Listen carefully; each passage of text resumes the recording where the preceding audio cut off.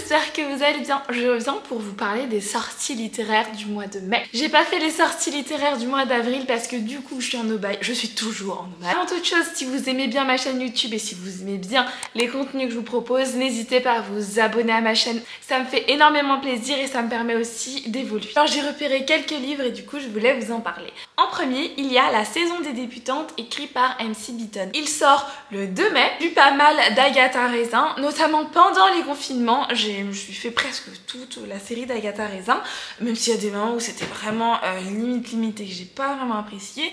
Mais je trouve que c'est un truc qui se lit genre facilement sans se prendre la tête. C'est ce que j'avais besoin à ce moment-là. J'aime assez bien la façon dont elle écrit les choses.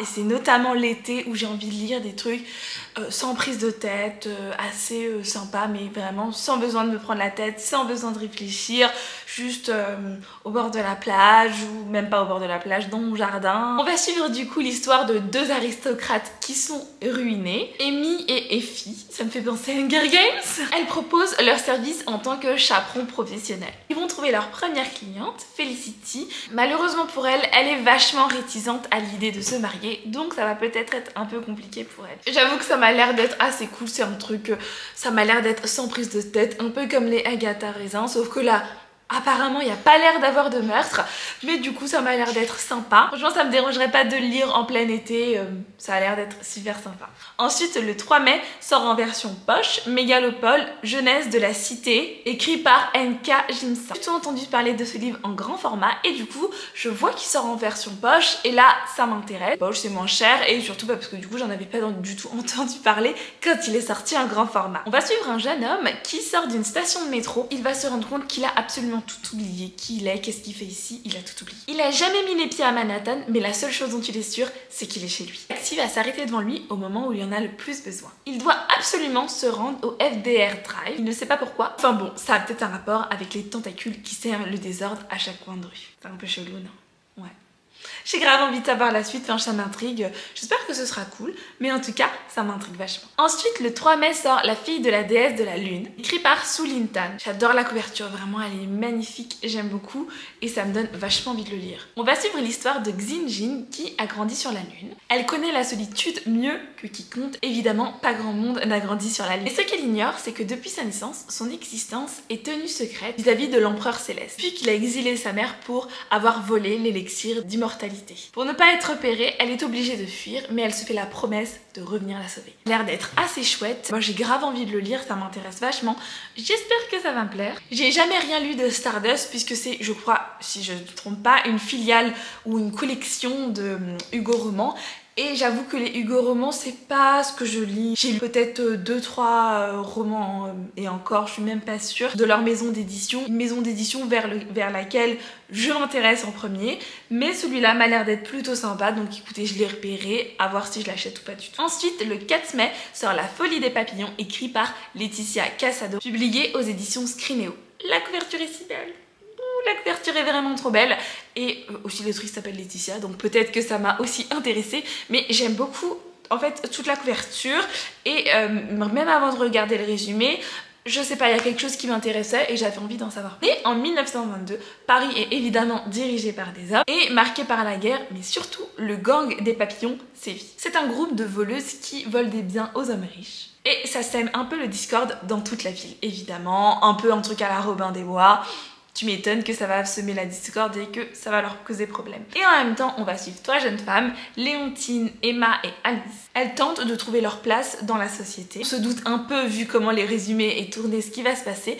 Mais franchement, ça m'a l'air d'être super chouette. Un petit roman assez jeunesse, bien sympathique et il me tente vachement. Ensuite, le 4 mai, sort Cœur de sorcière, écrit par Geneviève Gornichek. On va suivre l'histoire de Ange Brodin, qui est une sorcière et qui a été condamnée pour ne pas avoir partagé ses secrets avec Odin. Elle a été torturée, brûlée vive à 3 reprises, horrible, mais elle survivra avec quelques séquelles, notamment elle va perdre la mémoire, mais aussi son cœur. Je sais pas quel est le pire, mais en tout cas, elle va notamment tomber amoureuse de quelqu'un qui va lui rendre ce cœur. Et ça, c'est plutôt cool quand même, hein. Mais évidemment, ce sera quand même un peu compliqué puisque Odin est toujours là, il veut toujours avoir les secrets et il est prêt à tout, quitte à déclencher une guerre, il est prêt à tout. Ça m'a l'air d'être assez chouette, l'histoire de sorcières, la mythologie nordique et tout, ça m'a l'air d'être plutôt cool.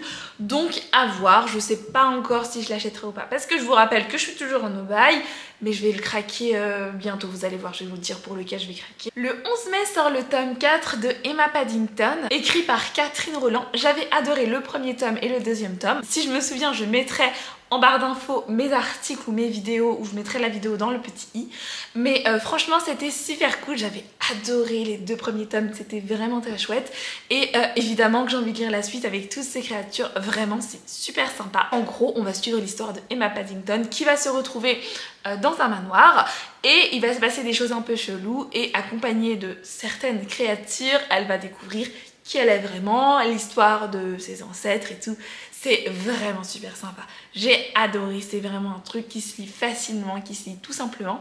C'est un auto-édité, donc bon, en général vous pouvez le retrouver sur Amazon, mais franchement c'était hyper sympa, j'ai adoré ma lecture. Donc bien sûr que je vais lire le tome 4, peut-être pas tout de suite, mais bien sûr que je vais le lire. Ensuite le 15 mai sort La Diseuse de Mort, écrit par Christelle Dacruz, et évidemment que je vais le lire. C'est publié aux éditions Plume du Web. Je suis tellement contente d'avoir un nouveau roman d'elle à lire. Franchement, ça fait longtemps que je n'ai pas lu de Christelle Dacruz et je suis si contente de juste d'avoir un nouveau roman d'elle, ça me remplit de joie. J'ai même pas regardé le résumé et je suis désolée mais je ne vais pas le regarder, donc je vous laisse aller regarder en barre d'infos si vous voulez en savoir plus. Moi j'avoue j'ai absolument pas envie d'en savoir plus parce que j'ai déjà vu quelques petites teasers passer, mais je sais pertinemment que je vais l'acheter, que je vais le lire. Sur n'importe quel sujet, je vais l'acheter, je vais le lire. Et je vais l'acheter, je pense, sûrement le jour de sa sortie. Je pense que soit j'irai en librairie ou soit je le commanderai sur internet. Mais en tout cas, c'est sûr que je vais l'acheter. Et c'est un peu à cause de ça que je vais craquer mon no-bag, puisque bah je ne peux pas attendre, je veux le lire. Une autrice que j'adore, j'ai lu absolument tous ses livres, vraiment ravie d'avoir une nouvelle de ses parutions dans ma bibliothèque qui n'a plus trop de place sur son étagère, mais c'est pas grave, on va trouver de la place. Et bah, je suis vraiment super contente. Dans un autre registre, le 24 mai sort Ça va aller, écrit par Alice Collin. Ce livre va notamment parler de dépression. On va suivre l'histoire d'Alice qui va nous parler de sa dépression, de comment elle s'en sort, ce genre de truc. Voyant la couverture, je me suis dit ça m'a l'air d'être un sujet assez difficile. Enfin, pas forcément facile à lire, mais je savais que ça allait parler de... Enfin, rien que la couverture, on sait que soit c'est de la dépression, de l'anxiété ou ce genre de choses. Ça m'a donné encore plus envie de le lire et ben je me demande vraiment qu'est-ce qu'il va y avoir à l'intérieur de ce livre et ben je suis vachement curieuse de connaître l'histoire. Et je sais que ça va pas forcément être évident, mais bah écoutez, on verra bien. Un peu dans la même veine, le 19 mai sort le Sad Ghost Club. Alors là, j'ai la version en anglais. Et bah parce que je l'ai vu en anglais tout simplement. En préparant ma vidéo, je l'avais pas vu dans ma préparation. C'est que en scrollant sur TikTok que j'ai vu qu'il y avait le Sad Ghost Club qui sort. On va parler d'anxiété, de petits fantômes, trop mignon. Regardez-moi ce petit fantôme, vraiment trop kiki. J'avais bien aimé ma lecture à l'époque. Je crois que je l'ai lu en décembre. Et j'avais bien aimé ma lecture. C'est écrit c'est tout en noir et blanc à l'intérieur. Les dessins sont vraiment super sympas. J'avais bien aimé cette histoire. Je sais plus combien il y a de tomes, mais il y a plusieurs tomes. Et faudrait que je lise la suite. Il y a le petit mot de Elodie, je crois que c'était Elodie, oui. Aïe aïe aïe, il y a le petit mot de Elodie qui s'en va. C'est vraiment super sympa. Il y a la suite qui je sais pas quand sortir en français, mais que moi je n'ai pas lu non plus ni en anglais. Donc voilà, mais j'ai vachement bien aimé ma lecture. Et enfin le 12 mai sort Don't Stop the Music, écrit par Dana L. Davis. C'est publié par les éditions Ozu et franchement la couverture est super belle. J'adore. Je lis pas grand chose de cette maison d'édition, vraiment pas grand chose. Pourtant ils font parfois des romans assez sympas, mais j'ai pas lu grand chose. Ça me donne envie de le lire.